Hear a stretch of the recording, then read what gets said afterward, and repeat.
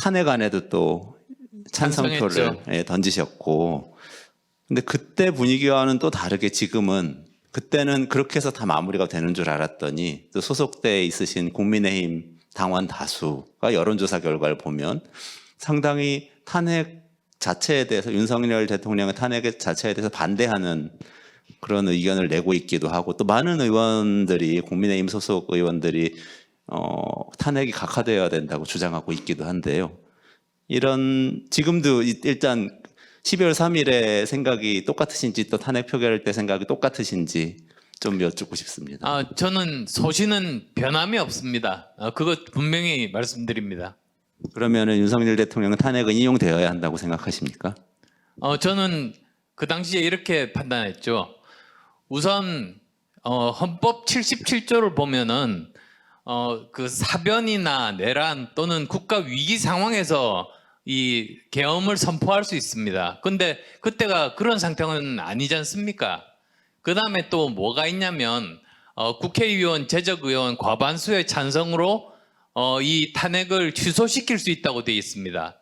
그런데 이 국회에다가 군인을 투입시켜가지고 사실상 이 국회를 막으려고 그랬고, 그리고 또 경찰을 동원해서, 저는 처음에는 일반인들을 막으려고 그런 줄 알았거든요. 그런데 국회의원이 들어가는 걸 막았습니다. 그거 자체는 불법입니다. 그래서 저는 할 수 없이 담을 좀 멀리 가가지고 담을 넘어서 들어갔습니다.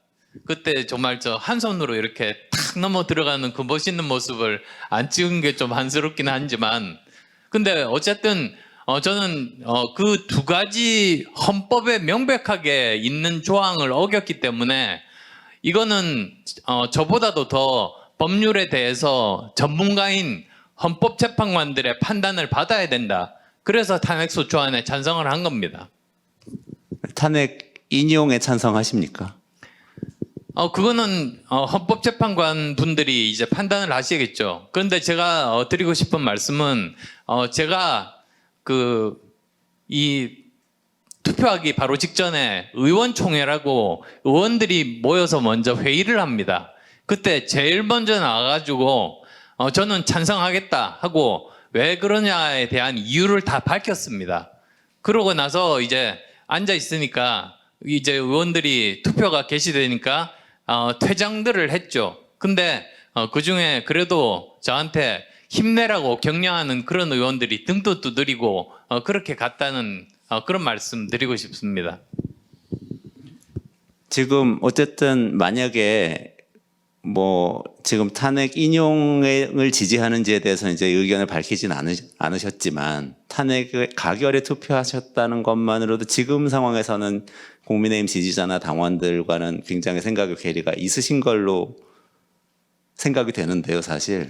어떻게 생각하세요? 저 두 가지 말씀드리고 싶습니다. 사실 저 같은 사람이 국민의힘에 존재하고 그래서 중도층에서 그것에 대해서 호감을 가지는 분들이 계시다면 그건 당의 플러스가 아니겠습니까? 그건 뭐 민주당이건 국민의힘이건 사실은 마찬가지입니다. 외연을 넓혀야 되는 게 기본적으로 이 정당의 그 의무 아니겠습니까? 그리고 또 그것 이외에도 정말 당원들께 제가 어떤 생각으로 그때 찬성을 했는지 제대로 밝히는 것도 제가 의무라고 봅니다. 그래서 이 방송에서 이렇게 또 말씀을 드리게 됐습니다. 지난주 금요일 날 발표했던 갤럽 조사에 보면 중도층이라고 본인이 정치 성향을 밝힌 사람들 중에서 3분의 2 정도가 탄핵은 인용되어야 된다고 이야기를 하고 있습니다. 예. 그러면 중도층하고 의견을 같이 하십니까? 그러니까 제 의견을 지금 말씀드리는 건 사실은 정치인으로서 적절하다고 생각하진 않고요.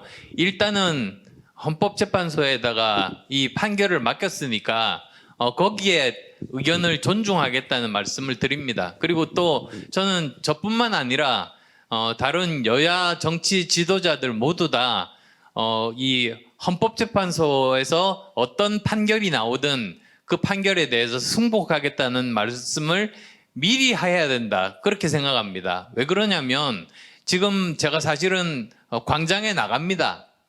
근데 약간 멀리서 있다 보니까 광장 나가서 뭐 연설을 하거나 그러진 않는데요. 그러면서 제가 느끼는 것이 갈수록 그 분위기가 지금 뭐 과열되고 있거든요. 그래서 제가 걱정이 되는 것이 이게 만약에 헌법재판소에서 어떤 판결이 나왔을 때 이 두 세력이 물리적으로 충돌하고 유혈 사태가 날까봐 그게 제일 두렵습니다. 사실 실제로 그런 예도 있지 않습니까? 박근혜 대통령 탄핵 때 4분이나 돌아가셨거든요.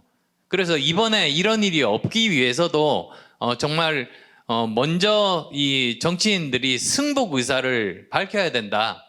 그게 굉장히 중요하다는 말씀 드리고 싶습니다. 그리고 그게 국민이 통합하는 제일 첫 번째 스텝이지 아닌가 싶습니다. 의원님 말씀을 듣다 보니까 이런 말 생각나요. 지체된 정의는 정의가 아니다. 예. 헌재는 정의가 지체되는 것 같고 국민의힘은 정의를 부정하는 것 같습니다. 그리고 의원님께서 지금 말씀하신 입장과 의원님이 소속해 있는 국민의힘 대다수 의원님들과 당원들은 탄핵을 반대하고 또 비상계엄에 타당하다고 생각하고 그런 분들한테 얼마 전에 유흥식 추기경님께서 동영상 메시지를 보내셨잖아요. 그거 예. 보셨습니까? 저랑 잘 아는 분입니다. 네. 지난번에 바티칸 가서 개인적으로 네. 뵀습니다. 그러면 국민의힘 의원들이나 당원들이 이 동영상 메시지를 보고 좀 변화가 없나요?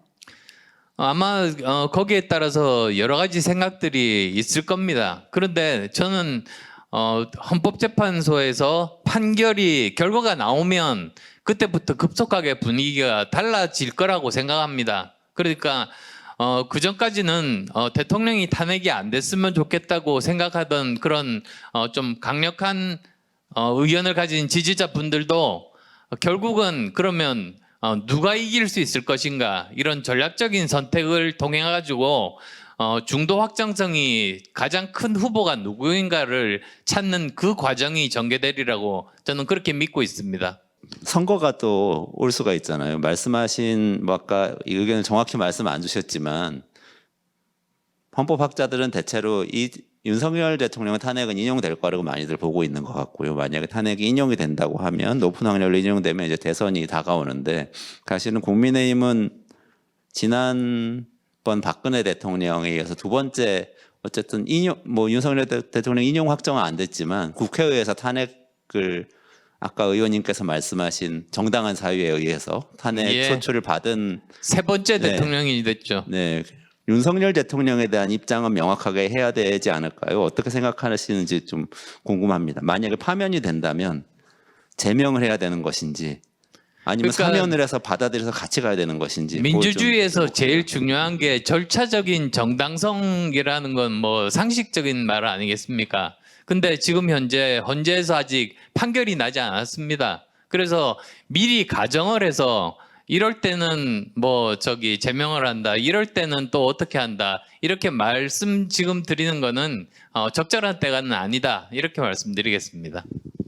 만약에 파면된다면 제명을 하고 그 파면이 되지 않고 다시 돌아온다면 그건 완전히 없었던 일이 된다. 이런 생각에 대해서는 어떻게 생각하세요? 아니 그러니까 그것도 이제 일단 헌재에서 판결이 나면 그때 이제 같이 모여서 의논도 하고 또 저도 저 나름대로 생각해서 입장을 밝히겠습니다.